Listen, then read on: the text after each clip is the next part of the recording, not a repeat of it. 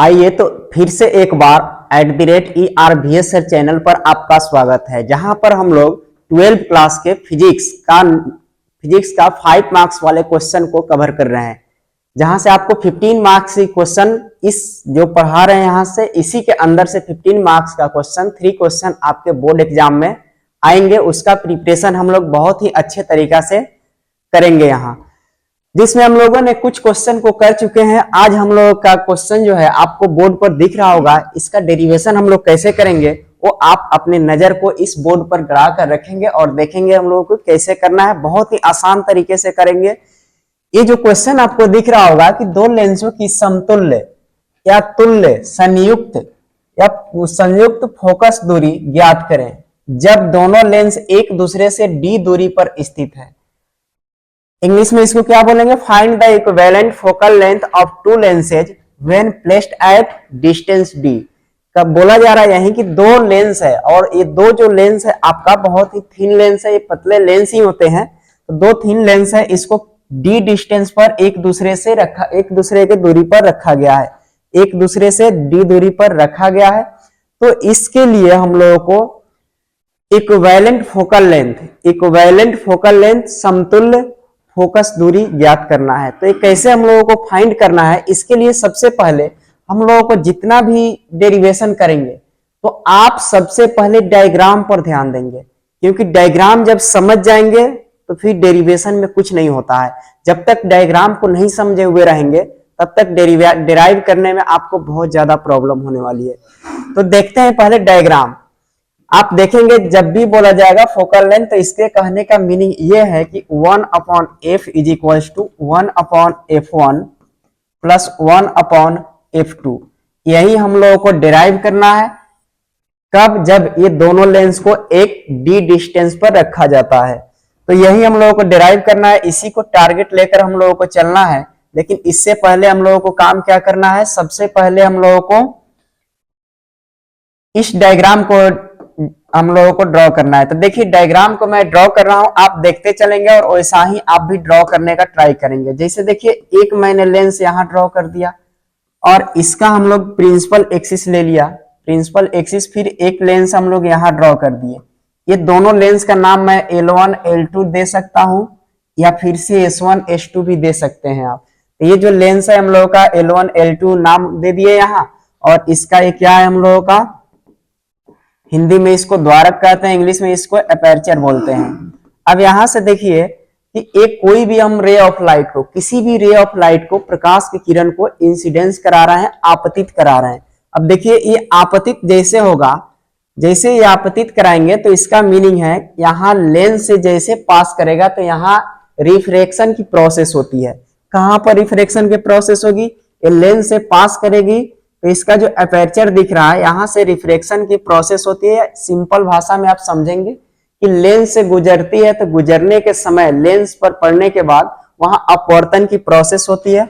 अपवर्तन के प्रोसेस होने के समय आपका जो रे ऑफ लाइट है, प्रकाश की किरण है, उसके डायरेक्शन में डेविएशन आ जाता है, चेंजेज आ जाती है, परिवर्तन आ जाती है। तो यहां से अपने रास्ते से क्या होगा? भटक जाएगा, डेविएट हो जाएगा। अब यहां से जैसे ये डेविएट होगा तो इसका मीनिंग क्या है? यहाँ सेकेंड लेंस पर आएगा। अब देखिए ये सेकेंड लेंस पर आने के बाद यहां फिर से इसका अपवर्तन होगा, फिर से अपवर्तन होगा तो फिर से इसका डायरेक्शन में डेविएशन आएगा। अब ये देखिए इसको हम आगे तक बढ़ाएं, अगर विदाउट एनी डेविएशन, अगर इस रे ऑफ लाइट को अगर एक्सटेंड करें आगे तक, तो ये तो हम लोगों का इमेजिनरी रे ऑफ लाइट है। अब इमेजिनरी का मीनिंग ये होता है काल्पनिक। तो यहां हम लोगों का क्या होगा? इसका फोकस दूरी, फोकस जो होगा f होगा, और यहां से लेकर यहां तक के डिस्टेंस को हम लोग क्या बोलेंगे? फोकस दूरी बोलेंगे। तो इसको f1 मान लेंगे। फिर देखेंगे कि यहां पर इसका जो फोकस है, सेकेंड वाला जो लेंस है, क्योंकि हम लोग जानते हैं कि जब भी रे ऑफ लाइट को किसी भी लेंस से पास कराते हैं तो रिफ्रैक्शन के बाद वो प्रिंसिपल एक्सिस को जिस पॉइंट पर कट करती है वही फोकस होती है। तो यहाँ फोकस जो है हम लोगों का, यहाँ पर हो गया हम लोगों का कौन सा फोकस? F2। और यहाँ ऑप्टिकल सेंटर है, इस लेंस का ऑप्टिकल सेंटर यहाँ O मान लीजिए या O1 मान लीजिए, और यहाँ पर O2 मान लीजिए। तो यहाँ हम लोगों का दो ठो ऑप्टिकल सेंटर है, फर्स्ट लेंस का और सेकेंड लेंस का। अब देखेंगे यहाँ O2 से F2 के बीच के डिस्टेंस को हम लोग क्या बोलेंगे, F2 बोलेंगे, सेकेंड लेंस का फोकल लेंथ बोलेंगे। अब एक चीज और माइंड में रखेंगे कि अगर यहां पर हम फर्स्ट वाले लेंस में जो रे ऑफ लाइट को इंसिडेंट करा रहे हैं, इसमें आप समझिए कि कोई डेविएशन नहीं हो रहा, तो बिल्कुल प्रिंसिपल एक्सिस के पैरेलल जाएगा, क्या बिल्कुल प्रिंसिपल एक्सिस के पैरेलल पास करेगा। और यहां से जो हम लोगों का सेकेंड लेंस है, रिफ्लेक्शन के बाद ये F2 पर कट कर रहा है, इसको अगर पीछे के तरफ एक्सटेंड करें तो यहां पर देखिए एक पॉइंट मान लेते हैं, यहाँ क्या है हम लोगों का, एक पॉइंट C है जहां पर कट कर रही है। क्लियर है यहां तक। अब देखिए यहाँ C पॉइंट से मैं एक सीधा डॉटेड लाइन से यहाँ प्रिंसिपल एक्सिस पर ड्रॉ कर दिया एक लाइन, माइंड में रखेंगे, देखेंगे यहां तक क्लियर है हम लोगों का। अब यहां जो ये हम लोग डॉटेड लाइन से ड्रॉ किए, ये समझना है इसमें लेंस तो दो ही रहेगा, लेकिन एक अपने माइंड में, रियल में कुछ नहीं, माइंड में ऐसा इमेजिनरी लेंस को इमेजिन कर रहे हैं, काल्पनिक जो लेंस है इसको हम लोगों को इमेजिन करना है, हम लोगों को कल्पना करना है अपने माइंड में। हम ये समझ रहे हैं कि यहां अगर एक लेंस रहेगा तो ये जो है कहां पर जाएगा, इसका जो फोकस दूरी F2 पर ही चला जाएगा, F2 होगा इसका फोकस हो जाएगा, क्योंकि यहां से यहां इंसिडेंस हो रहा है। तो इस समझने के लिए है, तो यहाँ क्या हो गया, इसको अगर हम मैं H मान लू, H1 मान लू, तो ये भी क्या होगा, यहां से यहां तक का डिस्टेंस भी H1 होगा, और ये वाला जो डिस्टेंस है यहां से लेकर यहां तक का डिस्टेंस, ये हम लोगों का थोड़ा सा कचरा हो रहा है, समझना है अभी, ये H2 हो गया। और आप कुछ चीजें एज्यूम करना है, ये भी हम लोगों का H2, ये आपको समझ में नहीं आ रहा होगा कि H2 कैसे हो गया, अभी कुछ देर में समझ में आएगा। ये फर्स्ट डायग्राम था, इसलिए इस डायग्राम को मैं बना रहा हूं। तो ये डायग्राम ऐसे ड्रॉ करना है। एक बार और आते हैं हम लोग, एक बार और आपको अब फास्ट ड्रॉ करके दिखाते हैं कि कैसे करना है ड्रॉ। सबसे पहले आप एक लेंस ड्रॉ कर देंगे, इसका प्रिंसिपल एक्सिस, फिर से सेकेंड लेंस आप ड्रॉ करेंगे, यहां से एक इंसिडेंट रे पास कराएंगे, यहां से आएगा आपका ऐसे, फिर यहां से ये सीधे निकल जाएगा। अगर देखेंगे तो डॉटेड लाइन से इमेजिन कर रहे हैं, तो यहाँ पर हम लोगों का ऐसे इसका फोकस हो जाएगा। ये किसका फोकस है, ये हम लोगों का L1 का फोकस है, फर्स्ट लेंस का फोकस है, तो इसका फोकस हो गया यहाँ F1। फिर यहां से देखेंगे, यहां से इस लेंस से जैसे पास कर रहा है, तो यहां से फिर से हम लोगों का क्या होगा, यहां से देखेंगे तो फिर से यहाँ रिफ्रैक्शन होगा, फिर से रिफ्रैक्शन हुआ, तो इसका मीनिंग है इसका फोकस F2 यहां आ गया। क्लियर है, इसका अपर्चर यहां ले लिया हम। अब देखिए इसको मैं क्या कर रहा हूं, बिल्कुल एक इमेजिनरी लाइन ऐसे पैरेलल, प्रिंसिपल एक्सिस के पैरेलल मैंने ड्रॉ कर दिया और इसको पीछे तक एक्सटेंड कर दिए। ये क्लियर है यहां तक, तो ये हम लोग ड्रॉ कर दिए। फिर यहां से देखिए, अब ये वाला जो डिस्टेंस है D है, दोनों लेंस के बीच का डिस्टेंस D, फिर यहां से लेकर और यहाँ F1 तक के बीच का डिस्टेंस F1, फिर यहां पर हम लोगों का हो जाएगा यहां से O2 से, ये O2 हो गया, ये O1 हो गया, O2 से F2 के बीच के डिस्टेंस जो है आपका F2 हो गया, सेकेंड फोकल लेंथ हो गया। अब एक चीज और मानेंगे, यहाँ ये जो है हम लोगों का, इसको हम लोग डेल्टा मान लेंगे, इसको क्या मान लेंगे, डेल्टा 1, और इसको डेल्टा 2। अब ये हम लोग जानते हैं कि अपोजिट एंगल हमेशा क्या होता है यहाँ, जिसको हम लोग क्या बोलते हैं, यहाँ जब भी टू लाइन एक दूसरे को इंटरसेक्ट करता है, तो यहाँ पर हम लोग वर्टिकल अपोजिट एंगल जो होता है, शीर्षाभिमुख कोण जो होता है, इक्वल होता है हमेशा। तो यहाँ पर भी क्या हो जाएगा, डेल्टा 2 होगा। और ये भी जानते हैं कि जब टू पैरेलल लाइन को थर्ड, जिसको ट्रांसवर्सल लाइन बोलते हैं, इंटरसेक्ट करता है, जब दो तो समानांतर रेखा है, तीसरी रेखा जिसको तिर्यक रेखा बोलते हैं, कट करती है, तो उसका अल्टरनेट इंटीरियर एंगल हमेशा इक्वल होता है, हमेशा अंत एकांतर कोण बराबर होता है। तो यहाँ डेल्टा 1 है, तो यहाँ पर भी क्या होगा, डेल्टा 1। फिर यहाँ पर भी देखिए, ये भी क्या है हम लोगों का पैरेलल ही है, ये भी पैरेलल है, इसके लिए ये थर्ड लाइन है, थर्ड रेखा है, ये इंटरसेक्ट कर रही है। तो यहाँ पर अगर मेरा क्या है, ये डेल्टा है, तो ये भी क्या होगा, डेल्टा हो जाएगा क्या। तो इस तरह से हम लोगों को ड्रॉ करना है, माइंड में सेट कर लेना है, और यहाँ पर एक लाइन और ड्रॉ करना है, और यहाँ एक इमेजिनरी माइंड में क्रिएट करना है, डायग्राम में नहीं। अब इसके लिए ये हो गया H1, तो ये भी है H1, और यहाँ छोटा वाला H2, तो यहाँ पर देखेंगे ये भी हम लोगों का H2। अब H2 क्यों कर रहे हैं, क्योंकि यहाँ तो डिस्टेंस आप बोलेंगे छोटा हो रहा है, तो छोटा नहीं हो रहा है, ये दोनों लेंस इतना डिस्टेंस पर नहीं होता है, ये दोनों लेंस जो है इतना डिस्टेंस पर नहीं होता है। हम लोग पढ़ने के लिए, डिराइव करने के लिए इतना डिस्टेंस बनाते हैं कि क्लियरिफिकेशन आ सके बिल्कुल हम लोगों के डायग्राम के अंदर, जिससे समझने में आसानी हो। नहीं तो इतना डिस्टेंस पर नहीं होता है, बहुत पास में होता है। अब बिल्कुल पास में रहेगा तो ये पता भी नहीं चलेगा कि पैरेलल है कि इक्वल है, तो लगभग लगभग आपका पैरेलल होता है। अगर माइंड में नहीं जा रहा होगा तो आप मान लेंगे कि ऐसा होता है, क्योंकि ये एज्यूम ही किया जाता है कि ये बहुत ही छोटा सा एंगल है। ये यहाँ जो एंगल Δ1 Δ2 माने हैं, ये भी बहुत ही छोटा होता है, और ये जो H1 और H2 है ये भी बहुत ज्यादा छोटा है। दोनों लेंस के बीच का डिस्टेंस भी बहुत कम है। अब बहुत कम रहेगा तो पैरेलल नहीं होता, इसलिए उतना आपको एज्यूम करना पड़ेगा। तो ये डायग्राम को आप एक बार, दो बार, तीन बार ड्रॉ करेंगे, उसके बाद ही इसको फिर से दोबारा देखने का ट्राई करेंगे। कॉपी लेकर ही बैठे रहेंगे, एक बार दो बार वीडियो को रोक कर उसको एक बार दो बार डायग्राम को सबसे पहले आप ड्रॉ करेंगे, फिर यहाँ पर देखना स्टार्ट करेंगे। तो आइए अब हम लोग आते हैं अपने डेरिवेशन के ऊपर। अब ये जो डायग्राम हम लोगों ने बनाया, इस डायग्राम के थ्रू आप ध्यान से अब देखेंगे कि हम लोगों को कंसीडरेशन कैसे लिखना है। कंसीडरेशन तो बस यही डायग्राम यहाँ पे बना हुआ है, एक बार देख लेंगे। अभी जो हमने एज्यूम करने का बातें किया था, तो एज्यूम करने के लिए क्या क्या लिखना है कि Δ1 Δ2 और delta R very small angle. ये दोनों के दोनों बहुत ही छोटा सा एंगल होता है। अब इतना छोटा होगा कि ये जो हम लोगों का यहाँ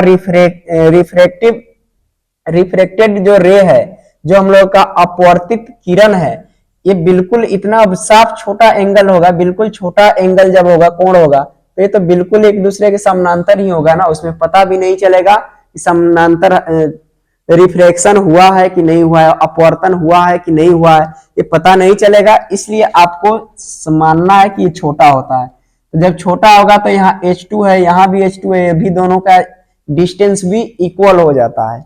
इस प्रकार से हम लोगों को समझने का ट्राई करना है। आइए कंसिडरेशन लिखते हैं। तो कंसिडरेशन लिखते लिखते आपको भी हैबिट बन गया होगा, अगर 2-3 वीडियो पहले देखे होंगे तो कुछ नहीं करना है, यही लिखेंगे कंसिडरेशन में।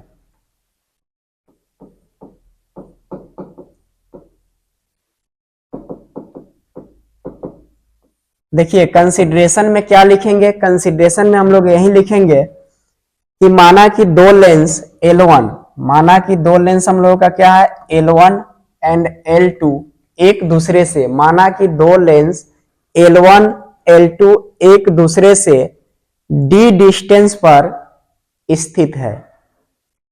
लिखते चलेंगे साथ साथ, d डिस्टेंस पर स्थित है, जिसमें यहां पर मैं मान ले रहा हूं PA आपतित किरण लेंस L1 से अपवर्तन के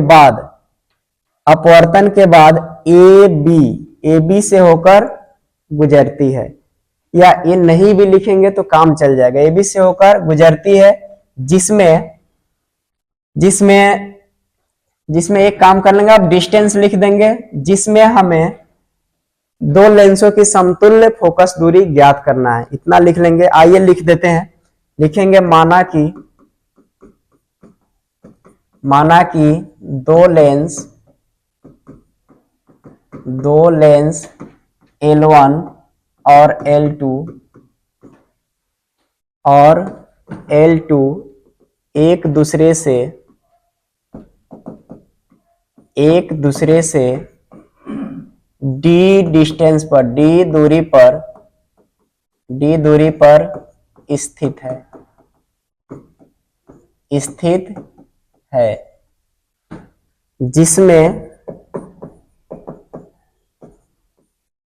जिसमें अब सिंपल कर लेंगे, जिसमें हम लोगों का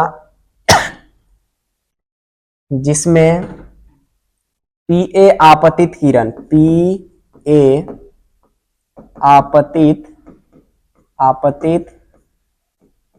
किरण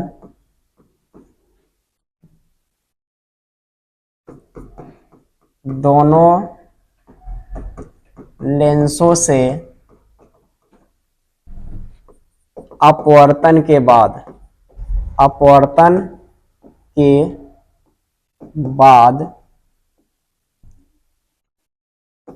ऐसे लिख लेंगे, निम्न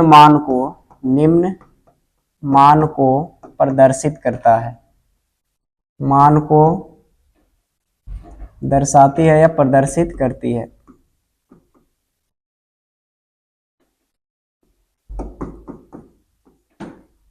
प्रदर्शित करती है।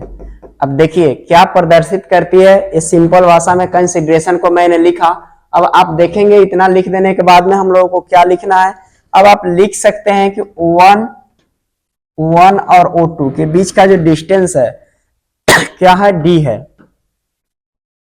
सिंपल लिख रहे हैं O1 O2 क्या है हम लोगों का, इज इक्वल्स टू D। फिर देखेंगे यहां O1 F1 क्या है, फर्स्ट लेंस की हम लोगों का फोकस दूरी है F1 F। और फिर देखिए यहाँ O2 F2 क्या हो गया हम लोगों का, सेकेंड F2 हो गया यहाँ। इसके बाद और क्या दिया हुआ है, यहाँ एक और देखेंगे आप, दिया है O2 F1 का वैल्यू दिया है F1 माइनस D। फिर यहाँ पर आप और क्या देखेंगे, एक और चीज आपको दिख रहा होगा, यहाँ मान लीजिए इधर क्या है, S लिख लीजिए, SF2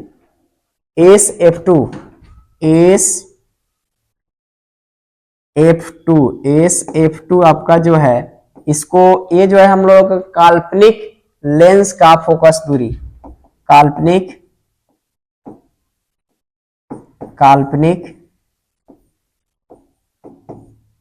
लेंस की फोकस दूरी, जिसका कल्पना कर रहे थे दिमाग में, ये जो है हम लोगों का F है। यहां तक क्लियर है। उसके बाद H1 जो है, H1 हम लोगों का फर्स्ट लेंस की हाइट हो गया, यहाँ ये वाला H1 हो गया। कितना लिखेंगे, ज्यादा लिखने से बहुत बड़ा हो जाएगा कंसीडरेशन, तो आप माइंड में इतना ही रखेंगे। अब इसके बाद देखिए तो हमें क्या सिद्ध करना है, then we find that or we prove that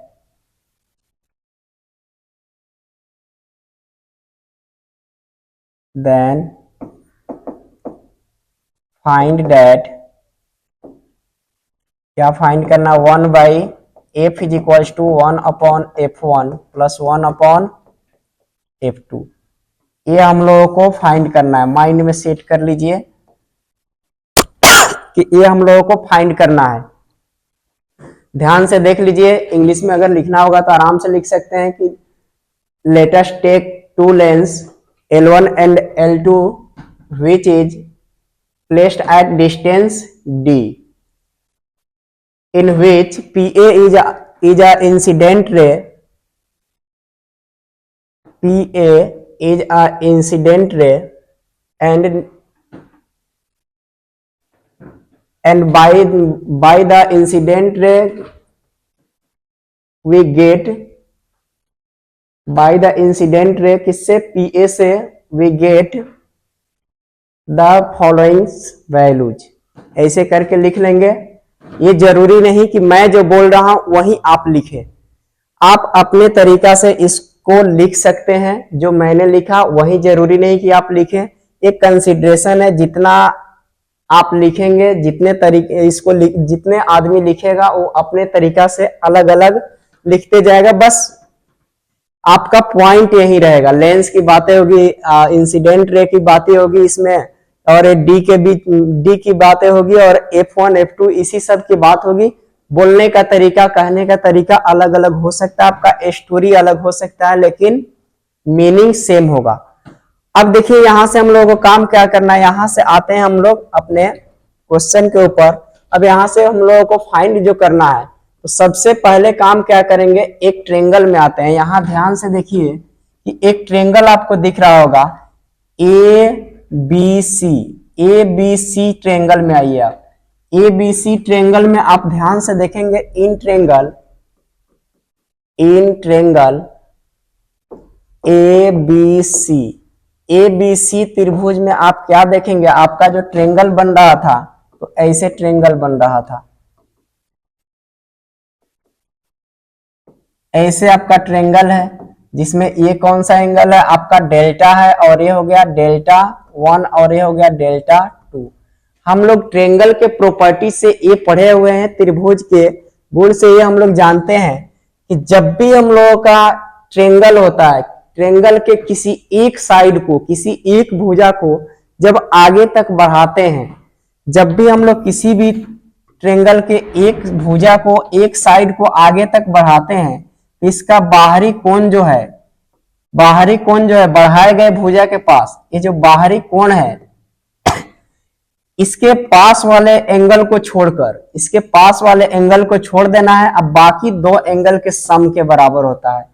इसके बगल वाले कोण को छोड़ देना है, बाकी अंदर के दो कोण के योग के बराबर होता है। जैसे मान लीजिए यही अब डेल्टा 1 हो गया आपका, और ये डेल्टा 2 हो गया, और ये डेल्टा मान लिए, तो डेल्टा इज इक्वल टू क्या होगा, delta is equal to delta 1 plus delta 2। ये त्रिभुज का गुण होता है, ये हम लोग पढ़ते हैं, आप 9th-10th में जब होंगे तो ये पढ़ाया गया होगा। अभी माइंड में यही रखना है कि ज्योमेट्री का पार्ट है, इतना ही होता है, आप अपने दिमाग में सेट करके रखेंगे। तो इस ट्रेंगल में हम लोग देखेंगे delta is equal to delta 1 plus delta 2। ये कहां से आया, ये हम लोगों का आया बाय यूजिंग प्रॉपर्टीज। इसको मैं मिटाता हूं, by using property of triangle कर लेते हैं। तो ट्रेंगल के प्रॉपर्टी का यूज करने से आता है। अब ध्यान से देखेंगे डेल्टा को कैसे लिखेंगे। डेल्टा को लिखने का जो तरीका है, पहले तो हम लोग आ जाते हैं किस पर, डेल्टा 1 से ज्यादा क्लियर होगा। यहां का एंगल क्या होगा हम लोगों का, डेल्टा। अब डेल्टा 1 से आपको क्लियर होगा कि डेल्टा 1 आपको यहां दिख रहा है, तो ये डेल्टा 1 के लिए एक ट्रेंगल आप देखिए A1F1 को देखेंगे, A1F1 है एक ट्रेंगल, राइट एंगल ट्रेंगल बन रहा होगा, समकोण त्रिभुज जब बन रहा है तो इसके लिए ये लंब हो जाएगा और ये क्या हो जाएगा, आधार। तो ये लंब हो जाएगा और ये आधार हो जाएगा। तो यहाँ इस कोण के लिए अगर tan डेल्टा 1 ले लेते हैं, tan डेल्टा 1 ले लेंगे तो क्या होगा, हाइट अपॉन बेस, यही होगा ना। तो इसमें यही लेना है हम लोगों का H1 अपॉन F1 डेल्टा 1 का वैल्यू।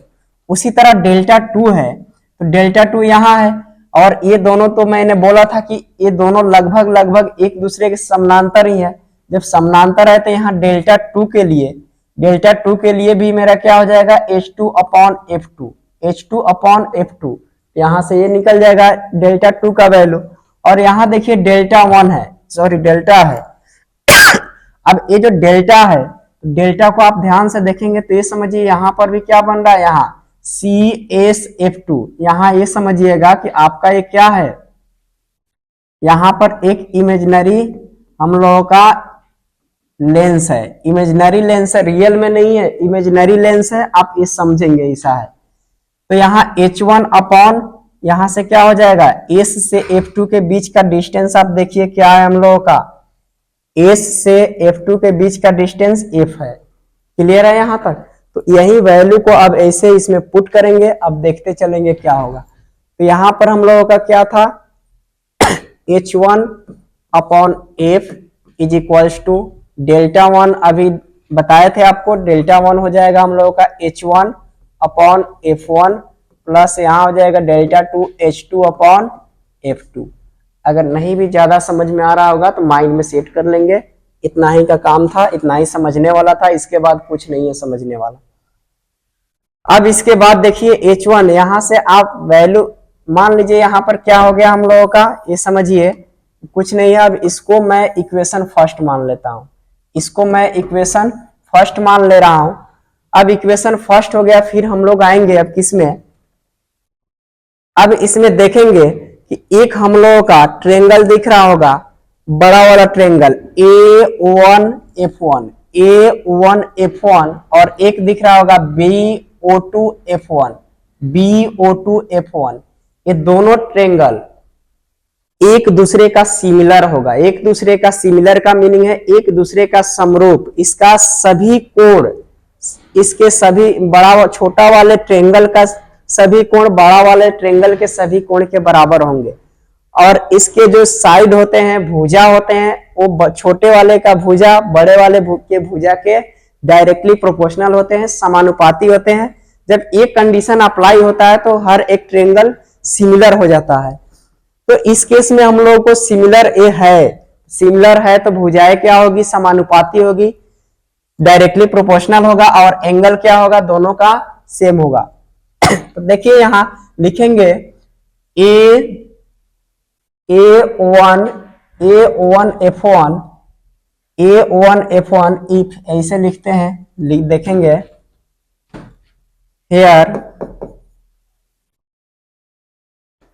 ट्रेंगल, या ऐसे लिखिए हेयर इफ ट्रेंगल A1F1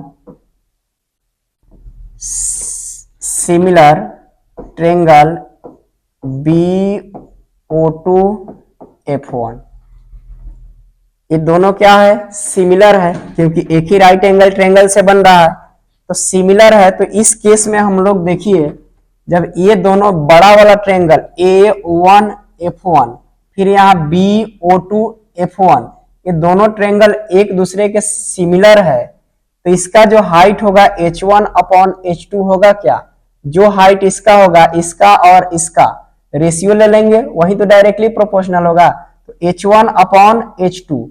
फिर ये बड़ा वाला का F1, बड़ा वाला का F1, और इसका क्या होगा, यहां से यहां तक का डिस्टेंस क्या है हम लोगों का, F1 - D। ये दोनों एक दूसरे के समानुपाती होगा। तो आइए यही काम करते हैं। अब यहां लिख सकते हैं H1/H2 is equals to F1/F1 - D।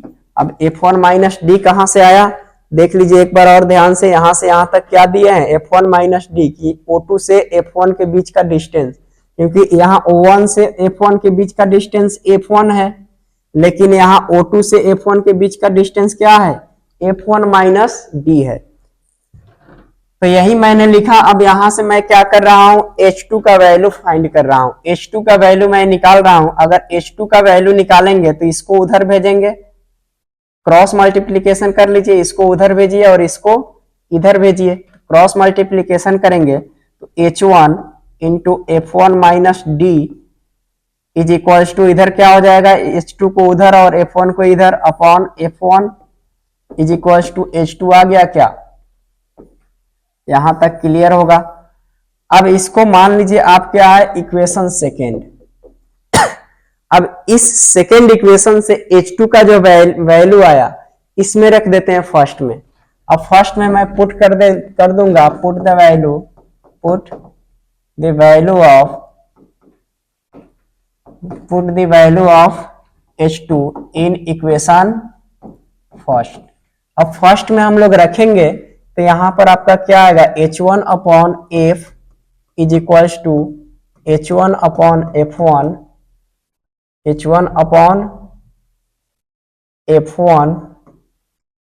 Plus, अब H2 के प्लेस पर मैं क्या रखूंगा, यहां ध्यान से देखिएगा, H1 F1 - D F1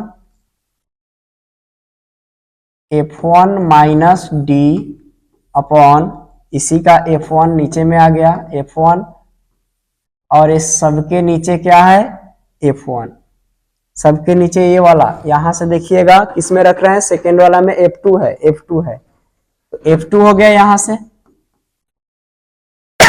calculation करते हैं, आगे देखिए क्या होता है अब कैलकुलेशन करने के बाद। अब यहां से देखेंगे H1 upon F, H1 upon F, H1 upon F1 is equal to हम लोगों का ये क्या होगा, इसके नीचे कुछ नहीं तो 1 और F चेंज होगा, उल्टा हो जाएगा, पलट जाएगा, तो ये जाकर F2 में मल्टीप्लाई होगा, 1 से 1 ऊपर यही रह जाएगा। कैलकुलेशन है, यहां से ध्यान से देखिएगा, H1 into F1 minus D upon F1 into F2 यही आएगा। अब देखिए यहां से हम लोगों को काम क्या करना है, इसमें भी H1 इसमें भी H1, H1 कॉमन ले लेते हैं दोनों में से। दोनों में से जब मैं H1 कॉमन लूंगा यही आएगा क्या, ध्यान से देखिए H1 बाहर आ गया और इसके अंदर में 1/F1 प्लस इधर क्या बचेगा F1 minus D, F1 minus D upon F1 into F2। यहां तक क्लियर है। अब ये जो H1 है कैंसिल आउट हुआ, तो यहां से हम लोगों का क्या आ गया H1 अब कहां से आया, H1 upon F, 1 upon F is equal to आ गया 1 upon F1 plus F1 minus D, F1 minus D और नीचे हो गया F1 इंटू F2। यहां तक क्लियर है क्या? अगर यहां तक क्लियर है तो एक तो फॉर्मूला हम लोगों का ये आ गया, कब, जब d डिस्टेंस पर रहेगा। अब एक चीज आप मान लेंगे, अब एक क्या आप मानेंगे, हम लोग अब अपने करीब आ गए हैं। अब ध्यान से देखिए कि अगर मानते हैं कि ये दोनों लेंस, अगर ये दोनों लेंस के बीच का डिस्टेंस क्या हो जाए, बिल्कुल 0 के बराबर हो जाए, बहुत नजदीक में आ जाए, बहुत नजदीक में आ जाता है, आप डायग्राम बनाएंगे तो इमेजिनरी लेंस को मर्जी हो तो बना सकते हैं, नहीं तो छोड़ सकते हैं। छोड़ देंगे तो ज्यादा बेटर रहेगा, छोड़ ही दीजिएगा इमेजिनरी लेंस को नहीं तो बनाना होगा तो बना सकते हैं। अब यहां पर देखिए दोनों जो लेंस है L1 और L2 है, एक दूसरे से बहुत पास में आ जाए, बहुत ही पास में आ जाए, यानी कि डिस्टेंस लगभग 0 आ जाता है। तो इस केस में मेरा क्या हो जाएगा, अगर यहां पर मैं मान लू if d is equal to 0, approx क्या हो जाए 0 हो जाए, तो 0 होने के बाद इसमें d का वैल्यू 0 हो जाएगा, तो मेरा फॉर्मूला क्या आ जाएगा 1 upon f is equal to 1 upon F1 plus 0, तो यहां हो गया F1 माइनस 0 बटे F1 इंटू F2। यहां तक क्लियर है। अब फिर देखेंगे यहां पर, अब देखिए यहां आ गया हम लोगों का 1 by F is equal to 1 upon F1 plus F1 upon F1 into F2।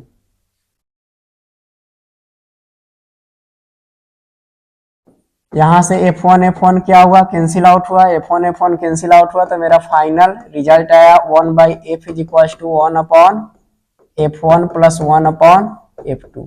क्या यही हमें फाइंड करना था ना, तो ये फाइंड करना था, तो मैंने फाइंड कर लिया, यहां तक तो मैंने फाइंड कर लिया।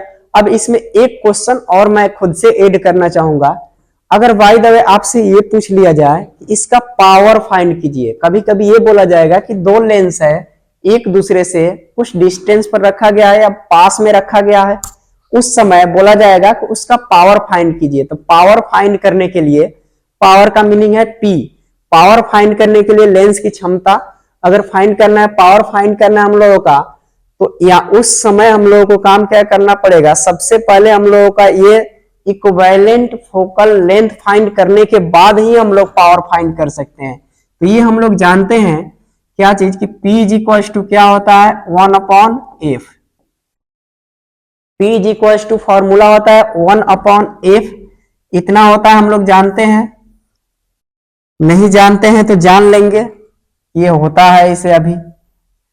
तो यहां पर अगर ये हम लोग का फॉर्मूला है, यहां मैं लिख देता हूं वी नो डेट, ये खुद से ऐड कर रहा हूं, आपका यहां तक क्वेश्चन कंप्लीट हो चुका है, यहां तक आपका कंप्लीट है, ये जो है कंप्लीटेड है। अगर यहाँ पर P is equal to 1/f होता है तो इसके अकॉर्डिंग यहाँ क्या होगा 1/f इज इक्वल टू क्या होगा P is equal to 1/f1 का मीनिंग P1 प्लस 1/f2 का मीनिंग क्या है P2। तो यहाँ से पावर भी फाइंड करना है तो हम लोग का बस थोड़ा सा एक स्टेप आगे आना है, फॉर्मूला लिखना है और यहाँ से पावर भी हम लोग फाइंड कर सकते हैं। इस तरह से कंप्लीट हुआ। अगर बाय द वे किसी प्रकार की प्रॉब्लम होती है तो आप कमेंट सेक्शन में कमेंट करेंगे कि समझ में आया कि नहीं आया। अगर आ जाती है तो जरूर करेंगे कमेंट, और नहीं भी आती है तब भी करेंगे। और एक बार दो बार इसको पढ़ने का आप जरूर ट्राई करेंगे। डायग्राम सबसे ज्यादा जरूरी है, तभी आप इसको सॉल्व कर पाएंगे। एक बार इसको एक नजर ध्यान से देखिए कि क्वेश्चन क्या बोल रहा है, हम लोगों ने सॉल्व फाइंड क्या किया। और इसके लिए एक और प्रोसेस है जो इससे भी आसान है, तो मैंने फर्स्ट में इसलिए उसको नहीं बताया क्योंकि आपके माइंड में सबसे पहले आता है जो आसान रहे उसी को आप सॉल्व करना चाहते हैं, इसलिए मैंने उसको बाद में बताऊंगा। पहले आप इसको कंप्लीट कर लेंगे, इसको कंप्लीट कर लेंगे, उसके बाद सेकेंड वीडियो में उसको मैं करा दूंगा। बहुत ही आसान है, उसमें लेंस फॉर्मूला यूज करके बनाया जाता है। दो फॉर्मूला आता है, दोनों फॉर्मूला को इक्विवेलेंट करेंगे, कंपैरिजन करेंगे, ये आ जाता है।